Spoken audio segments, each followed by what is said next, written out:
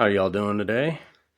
Just talking about this piece I just finished up, and the fun thing about this one is it's basically segmented, meaning the whole face, excluding the eyes, of course, because those are ebony, but the whole face is one piece of wood that I cut out, and I put different spacers underneath to bring up the different elevations.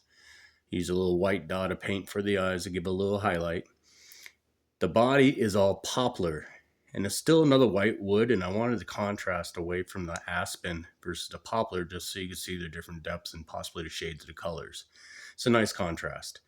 Then again, I did opposite of poplar, did aspen down here, but I took a torch and flamed the ends. Gives a little depth, separates it from the snow on both sides.